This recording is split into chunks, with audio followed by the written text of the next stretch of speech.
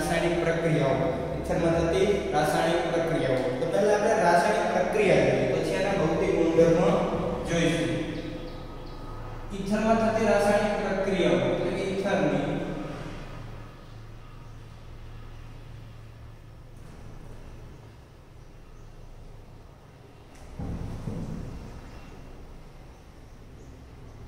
પ્રક્રિયાઓ તો ઈથરની રાસાયણિક પ્રક્રિયામાં શું થાય તો કે ઈથરની રાસાયણિક પ્રક્રિયા દરમિયાન કાર્બન અને ઓક્સિજન બંધ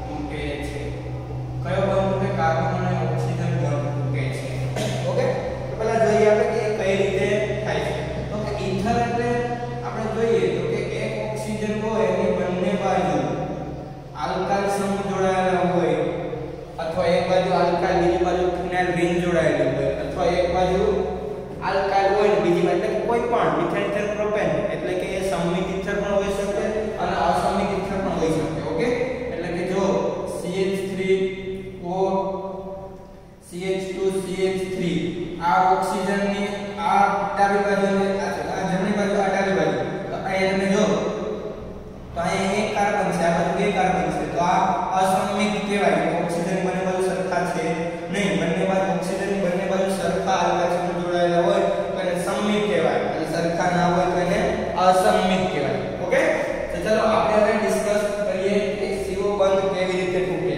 તો કે જો ઈથરની વધુ હાઇડ્રોજન આયોડાઇડ અથવા કે કોઈ પણ હેલોજન હાઇડ્રોજન હેલાઇડ સાથે હાઇડ્રોજન હેલાઇડ સાથેની પ્રક્રિયા કરતા કાર્બન ઓક્સિજન બંધ તૂટે છે ઓકે તો ચલો આપણે ટ્રાય કરીએ પહેલા તો આપણે નોર્મલ ઈથર લઈએ એટલે કે ROR એની આપણે વધુ હાઇડ્રોજન આયોડાઇડ સાથે પ્રક્રિયા કરવામાં આવે તો આ પ્રક્રિયા બે તબક્કામાં થાય કેટલી તબક્કામાં થાય બે તબક્કામાં પહેલો તબક્કો તમે જોવા જાવ તો શું થશે તો કે આ આપણે અત્યારે નોર્મલ ઈથર લીધો છે તો એમાં જો આ બાજુ અને આ બાજુ બંને બાજુ આલ્કાઇલ સમૂહ સરખા છે બંને બાજુ આલ્કાઇલ સમૂહ સરખા છે ઓકે તો જો હવે અહીંયાથી પણ તૂટી શકે અને બંધ અહીંયાથી પણ તૂટી શકે કોઈ બેમાંથી કોઈ એક જગ્યાએથી બંધ બે જગ્યાએ તૂટી શકે અહીંયાથી અને અહીંયાથી પરંતુ આપણે ક્યાંથી તોડવાનું છે એ જોવાનું છે અત્યારે તો બે બાજુ આલ્કાઇલ સમૂહ સરખા છે તો અહીંયાથી અથવા અહીંયાથી ગમે ત્યાંથી બ્રેક કરો તો એક બાજુ આપણે બ્રેક કરીએ તો એક બાજુ ઓક્સિજન વાળું વધશે આલ્કોક્સી અને એક બાજુ ખાલી R વધશે તો જ્યાં ઓક્સિજન જે બાજુ જાય એની સાથે હાઇડ્રોજન જોડાય અને જે એકલો આલ્કાઇલ હોય એની સાથે આયોડાઇડ જોડાય એટલે કે આલ્કાઇલ એટલે અહીંયા આપણે HI લીધું છે આપણે હેલોજન એટલે કે આલ્કાઇલ હેલાઇડ થાય અહીંયા શું બન્યું આલ્કાઇલ આયોડાઇડ આ પહેલો તબક્કો પૂરો હવે આ તબક્કામાં આપણે વધુ HI ઉપયોગ કર્યો છે તો એમાં જે આપણને આલ્કોહોલ મળે છે એ બીજા તબક્કા દરમિયાન પાછું એ HI સાથે પ્રક્રિયા કરી અને આમાંથી જે આને શું હતું આપણે આ OH હતું ને એ OH સાથે આ હાઇડ્રોજન જોડાઈ જાય અને પાણી બનાવી દે H2O દૂર કરી દે અને આ R સાથે R ઓકે આ બનશું એનું આલ્કાઇલ આયોડાઇડ એને શું આપણે કોમનલી કરીએ આલ્કાઇલ હેલાઇડ હવે આમ ઈથરની વધુ હાઇડ્રોજન આયોડાઇડ સાથે પ્રક્રિયા કરતા એક વખત આપણને શું મળ્યું પહેલા સ્ટેપમાં તો કે આ આલ્કાઇલ આયોડાઇડ અને પછી બીજા સ્ટેપમાં પણ આલ્કાઇલ આયોડાઇડ એટલે કે ઈથરની વધુ હાઇડ્રોજન હેલાઇડ સાથે પ્રક્રિયા કરતા આપણને ડાઈ આલ્કાઇલ હેલાઇડ મળે છે બે વખત મળી એકવાર અહીંયા અને બીજી વખત અહીંયા ઓકે આ તો તમે જોયું આ રીતે પ્રોસેસ થાય છે આ પ્રોસેસ દરમિયાન જો તમે અહીંયા પ્રેઝન્ટ શું હતું સમમિત ઈથરનો ઉપયોગ કર્યો તો તમે શું કર્યું તો અહીંયા સમમિત ઈથરનો ઉપયોગ કર્યો તો જો ઉપયોગ કરો.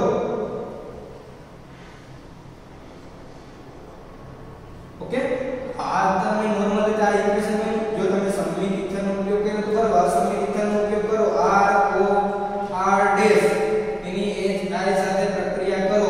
સમમિત ઇથર એટલે શું? તો કે અહીંયા જે આલ્કાઇલ સમૂહ છે અને અહીંયા આલ્કાઇલ સમૂહ છે, બે જુદા જુદા છે. ઉદાહરણ તરીકે અહીંયા CH3 છે અને અહીંયા CH3 CH2, એટલે કે આ CH2 CH3 છે. એ પછી ઉદાહરણ લઈએ પહેલા સમજો. આ બે જુદા જુદા છે તો આ ઓક્સિજન અહીંયાથી બંધ તૂટશે કે આ બાજુથી? તો કે બંધ કઈ બાજુ તૂટે? તો કે જે બાજુ કાર્બનની સંખ્યા વધારે હોય, જેની સ્થાયીતા વધારે હોય ત્યાંથી એની સાથે ઓક્સિજન રહે. જો આ બાજુ કાર્બન 2 હોય ને આ બાજુ 1 હોય તો બંધ અહીંયાથી તૂટે. ઓક્સિજન વધારે કાર્બન વાળા સાથે જાય એટલે કે અહીંયા શું થશે? R, અને ઓક્સિજન વધારે કાર્બન વાળા સાથે જાય અને એની સાથે હાઇડ્રોજન જોડાય અને જે એકલો આલ્કેન હોય એની સાથે શું જોડાશે? I. ઓકે, સમજાઈ ગયું? આ અસમમિત અને આ સમમિત વાળું. ચલો આ બે જોયું. ત્રીજું જોઈએ, ફિનોલ હોય તો શું થાય? એટલે કે ફિનોલ મીન્સ કે બેન્ઝીન રિંગ વાળું. બેન્ઝીન રિંગ હોય તમારી પાસે, ચલો આ ઓક્સિજન ની એક બાજુ ફિનાઇલ રિંગ છે અને બીજી બાજુ તમારી પાસે આલ્કાઇલ સમૂહ છે. એની તમારે HI સાથે વધુ હાઇડ્રોજન આયોડાઇડ સાથે તમે પ્રક્રિયા કરો તો બંધ તૂટે. હવે જો આપણી પાસે કાર્બન ઓક્સિજન નો બંધ તૂટે. સોરી, આપણે આમ જોઈએ તો કાર્બન ઓક્સિજન જ છે. આ બંધ તૂટે અથવા આ બંધ તૂટે, એમાંથી એક જ તૂટવાનું છે. પરંતુ કયો તૂટશે? અહીંયા આપણે જોયું, અહીંયા પહેલામાં શું જોયું કે બે આલ્કાઇલ સમૂહ સરખા હોય તો તમે ક્યાંથી તોડો? જો સરખા ન હોય તો વધારે કાર્બન હોય એની સાથે ઓક્સિજન જોડાય. જો બેન્ઝીન રિંગ અને અહીંયા આલ્કેન હોય તો હંમેશા ઓલવેઝ આ ઓક્સિજન છે બેન્ઝીન રિંગ સાથે જ રહે. કે એ બેન્ઝીન ની સ્થાયીતા વધારે હોય એના લીધે ઓક્સિજન સાથે એ હંમેશા બેન્ઝીન સાથે ઓલી બાજુ પછી ભલે 7 કાર્બન હોય તો પણ એ ઓલવેઝ આયન સાથે નહીં, બેન્ઝીન સાથે, કેમ કે એમાં સંસ્પર્ધન જોવા મળે છે એટલે એની સાથે જ રહે. તો અહીંયા શું રહેશે? આ ઓક્સિજન હતું અને અહીંયા આ સાથે કોણ જોડાય? આયોડાઇડ, અને અહીંયા કોણ જોડાય છે? H, અને શું બનશે? ફિનોલ. ઓકે, સમજાયું? તો આમાં આલ્કાઇલ આયોડાઇડની પ્રતિક્રિયાત્મકતા ક્રમ પર આધારિત રાખે છે. સૌથી વધારે પ્રતિક્રિયાત્મકતા જોવા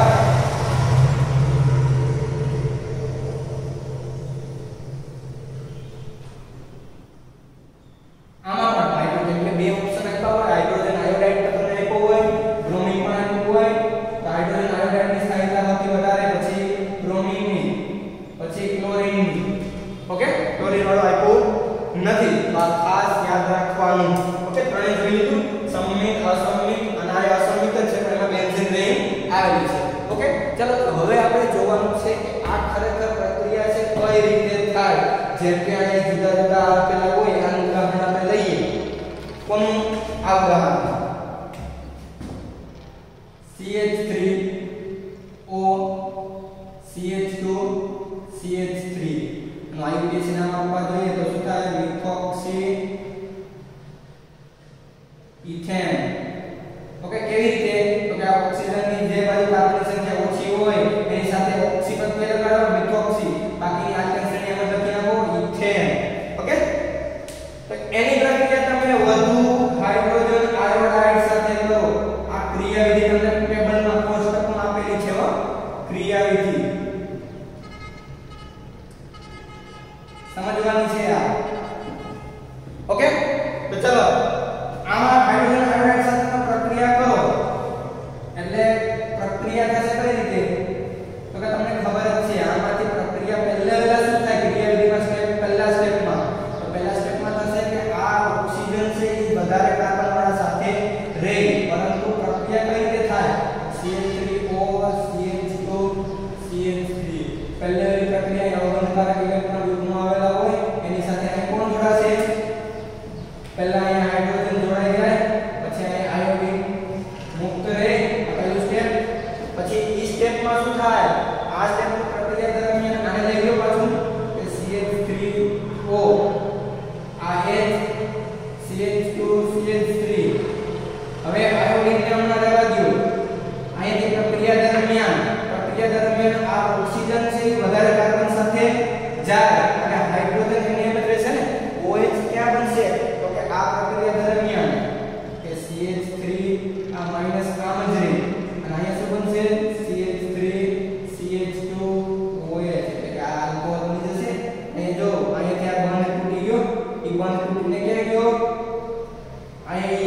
જ અને અહીંયા બની ગયું આલ્કોહોલ. પછી જે આ આયોડીન હતો, આ આયોડીન આની સાથે પ્રક્રિયા કરશે. ઈ આયોડીન એની સાથે પ્રક્રિયા કરીને શું થાય એ લખું છું. હવે આયોડીન પ્રક્રિયા કરે I- અને શું બને CH3R. ઓકે, આ તમને બેનું આલ્કાઇલ હેલાઇડ. અને તમે જોઈ શકો આ તમારું સ્ટેપ પૂરું થઈ ગયું. પહેલું સ્ટેપ પૂરું થઈ ગયું. પહેલા શું થાય, H સાથે પ્રક્રિયા કરો એટલે હાઇડ્રોજન આયન જોડાઈ જાય અને ઓક્સિજન આયન બનાવશે. કયો આયન? Oxygen ion. આ ઓક્સિજન આયનમાંથી આયોડીન કલાક બાદ દૂર રહી તો ઓક્સિજન આયોડીનમાંથી આ OH કોની સાથે જોડાય? જ્યાં તમારો OH છે એ આની સાથે જોડાય છે કે આની સાથે? પરંતુ જેની સ્થાયીતા વધારે હોય, કાર્બનની સંખ્યા વધારે કઈ બાજુ છે? આ બાજુ. તો એની સાથે જોડાય આલ્કોહોલ બની ગયું. અને આ જે છે CH3R એક સાઈડ બાકી છે જે આ આયોડીન સાથે જોડાય અને આલ્કાઇલ આયોડાઇડ બનાવે. ઓકે, સમજાઈ ગયું? આ પ્રક્રિયા દરમિયાન મેં વર્ડ લખેલું છે. આ ક્રિયાવિધિ છે એ SN2 ના આધારે થાય. અમારી ક્રિયાવિધિ આ SN2 ના આધારે થાય. સમજાઈ ગયું? આ ક્રિયાવિધિ આખી SN2 ના આધારે જોવા મળે છે. અને આ જે આ OH સાથે ઓક્સિજન આયન બને છે, ઓક્સિજન આયનમાંથી આ જે H અને OH કોની સાથે ઘણી પ્રતિક્રિયા જેની સ્થાયીતા વધારે હોય એની સાથે જોડાઈ જાય. ઓકે, પછીના સ્ટેપમાં શું થાય? આ જે આલ્કોહોલ બને છે, second step, alcohol CH3 CH2 OH. Okay, એની ફરી વધારાના હાઇડ્રોજન આયોડાઇડ સાથે પ્રક્રિયા થાય અને શું થાય તો કે પહેલા સ્ટેપમાં CH3 CH2 OH હતું અને એક હાઇડ્રોજન આની સાથે જેને ઓક્સિજન આયન બનાવવા આવે અને એ H ન્યા જોડાઈ જાય અને આયોડીન પાછું માઈનસ એમ જ રહે. આ પ્રક્રિયા દરમિયાન પાછું શું થશે તો કે આ જે તમે અહીંયા જોયું હતું એમાંથી પાણીનો અણુ દૂર થઈ જશે. આમાંથી શું થાય? CH3 આ CH2 minus plus H2O. Okay, હવે જે આયોડીન બાકી હતો એ આયોડીન આની સાથે પ્રક્રિયા કરી અને શું બનાવશે? CH3 CH2I. ઓકે, આ તમને અહીં મિથાઇલ આયોડાઇડ મળ્યું હતું પહેલા સ્ટેપમાં. અહીંયા ઇથાઇલ આયોડાઇડ કેમ કે અસંમિત હતું. કદાચ સંમિત હોત તો અહીંયા પણ મિથાઇલ આયોડાઇડ અને અહીં પણ મિથાઇલ આયોડાઇડ. તો અહીં બે કાર્બન છે કેમ કે આપણે શરૂઆતમાં આપણે તો અસંમિત લીધું, એક બાજુ એક અને એક બાજુ બે. ઓકે, સમજાઈ ગયું? તો આ પ્રક્રિયા SN2 ના આધારે પ્રક્રિયા થાય છે અને તેનો આધાર આલ્કાઇલ છે. એટલે કે તમે જે આ ઇથર લીધો છે, આ ઇથરમાં જે આલ્કાઇલ સમૂહ જોડાયેલા છે, ખાસ યાદ રાખજો એનો આધાર કયો ઉપર? આ જે તમે આલ્કાઇલ સમૂહ લીધા છે એના ઉપર રહેલો છે. જો એ પ્રાથમિક અને દ્વિતીયક હોય ને તો આ રીતે પ્રક્રિયા કરવાની. હંમેશા આ ઓક્સિજન આ એક પ્રાથમિક અને આ દ્વિતીયક હોય ત્યાં પ્રોસેસ આ રીતે થાય. ઓક્સિજન આયન પહેલા કોની સાથે? આ ઓક્સિજન કોની સાથે જોડાયેલી? જેની સાથે કાર્બનની સંખ્યા વધારે હોય એની સાથે. એટલે બે બાજુ જુદા જુદા હોઈ શકે ને. આ બાજુ બે બાજુ પ્રાથમિક જ હતા કેમ કે આ ઓક્સિજન જેની સાથે જોડાયેલો છે આ કાર્બન પ્રાથમિક, આ પણ પ્રાથમિક જ કહેવાય. ઓકે, તો પ્રાથમિક અને દ્વિતીયક હોય ત્યાં સુધી તો કોઈને કઈ વાંધો છે નહીં. પરંતુ આપણે હવે એવા ઉદાહરણની વાત કરીએ જેમાં તૃતીયક આપણે આલ્કાઇલ હાજર હોય તો શું થાય. ઓકે, એના પરથી ઘણા બધા ઇન્સિડન્ટ નીકળી શકે તમને. હવે ઓકે, ચલો તો તૃતીયકની આપણે વાત કરીએ તો તૃતીયકનું ઉદાહરણ લઈએ. CH3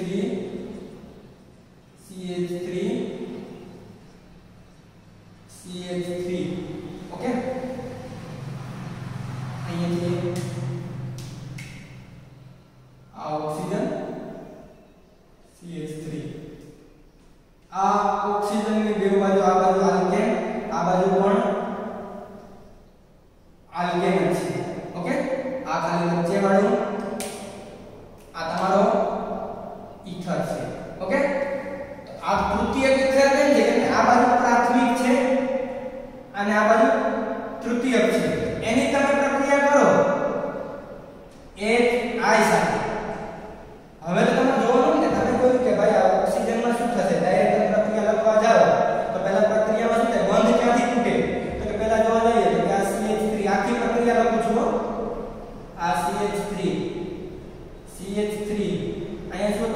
એની સાથે હાઇડ્રોજન જોડાય CH3 અને આયોડીન એમનું એમ જ રહે.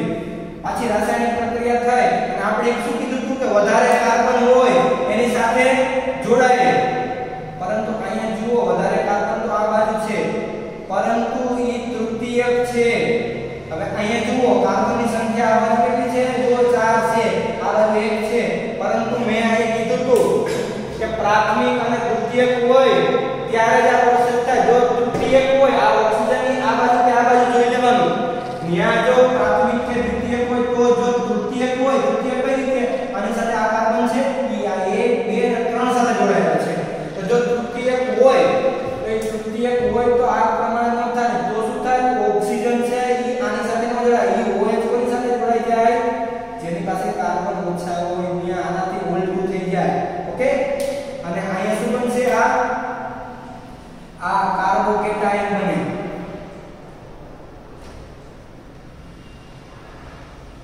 Cation. Okay, carbocation.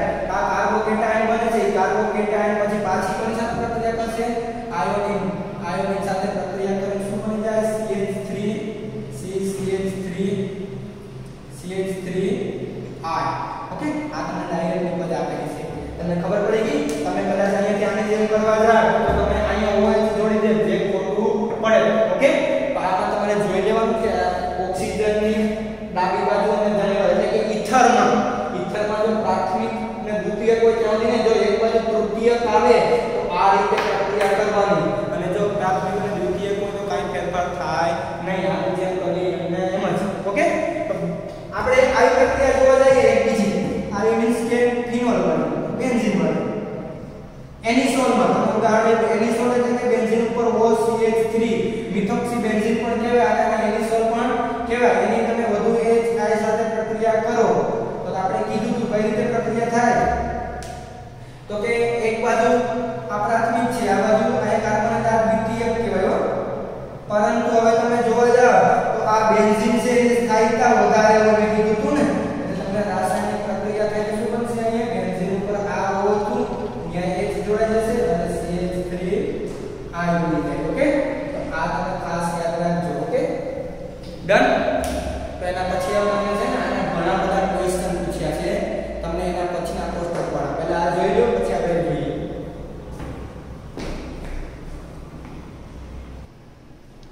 Okay DS ચલો ત્યાર પછી જો તમે કોયડમ નંબર 11.7 માં જે આપણે ભણ્યા છે એનું એ જ કરવાનું છે. ઓકે, તો એમાં જો આ તમારી એની હાઇડ્રોજન આયોડાઇડ સાથેની પ્રક્રિયા કરવામાં આવે. આ ત્રણેયની તમારે કોની સાથેની પ્રક્રિયા કરવાની છે? હાઇડ્રોજન આયોડાઇડ સાથે. મેં કીધું તો તમારે ઓક્સિજન આપેલો હોય એની બંને બાજુ પહેલા જોવાનું. એની બંને બાજુ તમે જો તો આ બાજુ તમારે કયો કાર્બન છે તો અહીંયા જોવા જાવ આ કાર્બનને જોવાનો ઈ આયન સાથે પ્રાથમિક છે. આ આયન સાથે પણ પ્રાથમિક છે તો કઈ ફેરફાર થશે નહીં. પ્રાથમિક દ્વિતીય હોય તો નહીં. આપણે જેમ પહેલી રીતે કરતા એવી રીતે જ કરો. આ ઓક્સિજન છે એ વધારે કાર્બન વાળા સાથે જોડાય એટલે કે CH3 CH2 આ CH3 ઉપર અહીંયા CH2 અને ઓક્સિજન ની સાથે જોડાયેલો રહે પ્લસ બાકીનું શું તો કે CH3 CH2 અહીંયા H જોડાઈ જાય અને અહીંયા I જોડાઈ જાય. આ પહેલું થઈ ગયું. ઓકે, પછી જુઓ અહીંયા જુઓ આ ઓક્સિજન છે એ ઓક્સિજન ની આ બાજુ 3 એટલે પણ પ્રાથમિક છે. આની સાથે જોડાયેલી પ્રાથમિક જ છે. આ બાજુ જુઓ આ 1 2 3 આ તૃતીયક છે. તો તૃતીયક હોય તો આપણને ખબર છે આ ઓક્સિજન છે એ વધારે કાર્બન સાથે નહીં આ બાજુ જોડાય. તૃતીયક એટલે ક્યારે ન જોડાય. એટલે અહીંયા શું થશે? આ CH3 CH2 ઓક્સિજન એની સાથે જોડાયેલો રહે. બાકીનું આ જે કાર્બોકેટાયન આયન બને છે CH3 અહીંયા CH2 CH3 આની એક સાથે કરતા મૂકતો હોય તો અહીંયા કોણ જોડાશે? અહીંયા હાઇડ્રોજન જોડાય અને અહીંયા આયોડીન. ઓકે, કેમ કે આ શું હતું? ઓક્સિજન એક બાજુ તૃતીયક હતું. એટલે અહીંયા જુઓ ખાસ સૌથી વધારે ઇમ્પોર્ટન્ટ છે અહીંયા જોવાનું છે. અહીંયા જોવાનું કારણ એ માટે છે કે અહીંયા ઓક્સિજન જુઓ બેન્ઝીન રિંગ બંને બાજુ છે. એક અહીંયા પણ છે અને એક અહીંયા પણ છે. પરંતુ જો આ ઓક્સિજન છે આ ઓક્સિજન ઈ આ બાજુ જો આ ડાયરેક્ટ બેન્ઝીન સાથે જોડાયેલું છે sp2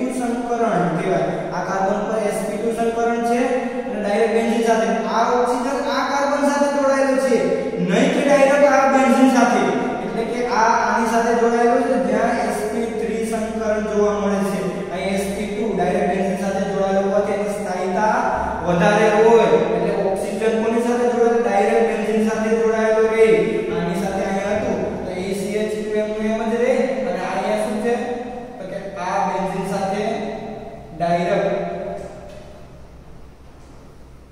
અહીં O જોડાયેલો હતો, અહીંયા હાઇડ્રોજન જોડાઈ જાય પ્લસ આ CH2 સાથે I. ઓકે, તો અહીંયા ઓક્સિજન કોની સાથે રહે? અહીંયા તૂટે, અહીંયાથી આ બંધ તૂટશે કે આ બંધ તૂટે અને ઓક્સિજન છે બેન્ઝીન સાથે જોડાયેલો રહે. ઓકે, આ કોયડા નંબર 11.7 તો સ્વાધ્યાયમાં 11.28 માં ખાસ જોઈ લેજો તમે તમારી રીતે 1 પ્રોપોક્સી પ્રોપેન. તમને ખબર છે તો સ્ટ્રક્ચર જોવા જાઓ તો મિથેન, ઇથેન, પ્રોપેન, 1 પ્રોપોક્સી પ્રોપેન એટલે CH2 બે બાજુ સરખા છે આલ્કાઇલ સમૂહ. ઓકે, મિથોક્સી બેન્ઝીન તો બેન્ઝીન પર OCH3. ઓકે, આ જોઈ લેજો બેન્ઝાઇલ ઇથર વાળું તમે જોવા જાઓ તો આ બેન્ઝીન,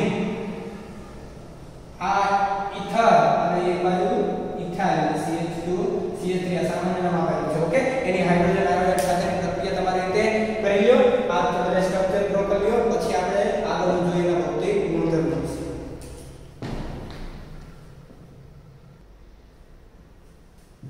ઓકે ડિયર સ્ટુડન્ટ, ત્યાર પછી આપણે જોવાનું છે ઇથરના ભૌતિક ગુણધર્મો અને રાસાયણિક ગુણધર્મો. એમાં રાસાયણિક પ્રક્રિયામાં જોયું ઇથરના ભૌતિક ગુણધર્મો. ઓકે, તો પહેલા આપણે જોવા જઈએ ઇથેનની કમ્પેર આપણે કરવાની છે. એટલે ઇથર એટલે કે RO આલ્કેન સાથે, એટલે કે R CH3 methane, ethane, propane કોઈ પણ. ઓકે, CH3 CH2 CH2 અને આલ્કોહોલ એટલે OH સાથે આ ત્રણેય સાથે કમ્પેર કરવાની છે.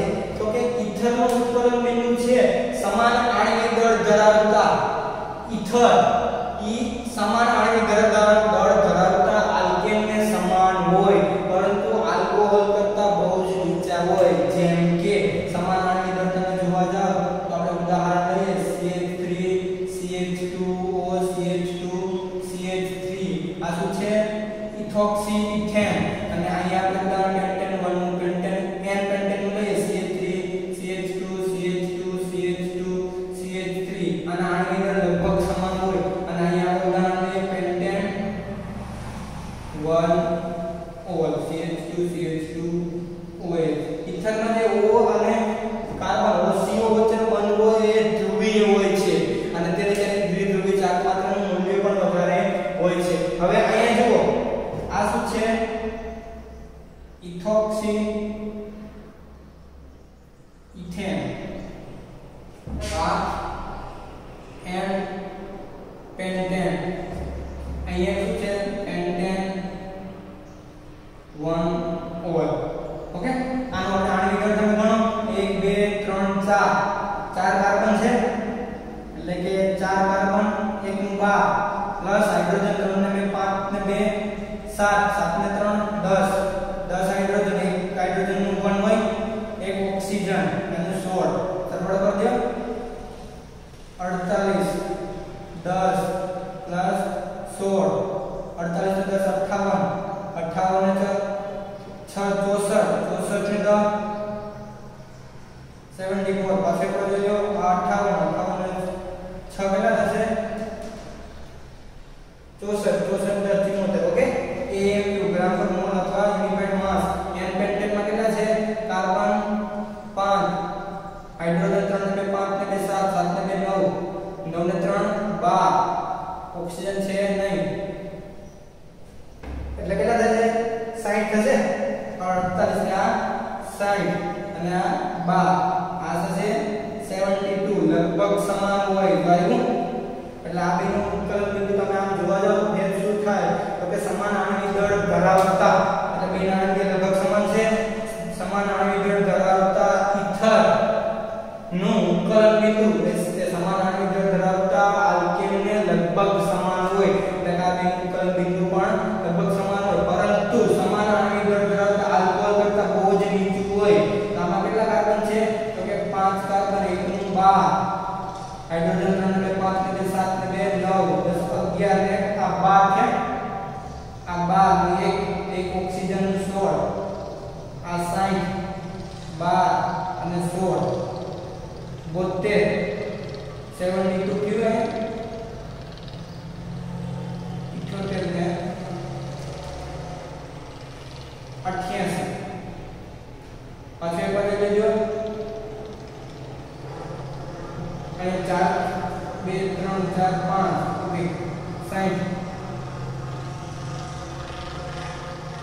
12 ઓકે અને 16 ઓકે તો જો આમાં લગભગ સમાન આણ્વિક દળ ધરાવતા આલ્કોહોલ કરતા આદિના ઉત્કલન બિંદુ ઓછા તફાવત હોય કેમ તો કે આમાં આંતરઆણ્વીય હાઇડ્રોજન બંધ હોતું નથી આમાં પણ હોતું નથી પરંતુ આમાં આંતરઆણ્વીય હાઇડ્રોજન બંધ હોય છે OH ગ્રુપ આવેલું છે ને એના લીધે એનું ઉત્કલન બિંદુ બહુ જ વધારે હોય છે એટલે ઉત્કલન બિંદુ પણ લખેલું છે ઓકે આ ઉત્કલન બિંદુ થયું હવે પાણીમાં દ્રાવ્યતા જોવાની છે પાણીમાં દ્રાવ્યતા તો કે આપણે જોવા જઈએ તો કે સાહેબ અહીંયા તમે જોઈ શકો કે આ બે સરખું છે તો પાણીમાં દ્રાવ્યતા પણ બધાની સરખી હશે ને આ બેની તો કે ના તો કે કેમ કે ઈથર એટલે કે ROR જ્યારે પાણીમાં નાખવામાં આવે ત્યારે એ પાણી સાથે હાઇડ્રોજન બંધ બનાવે છે આથી એનું જ્યારે પાણીમાં દ્રાવ્યતા છે એ આલ્કોહોલ કરતાં થોડી ઓછી હોય છે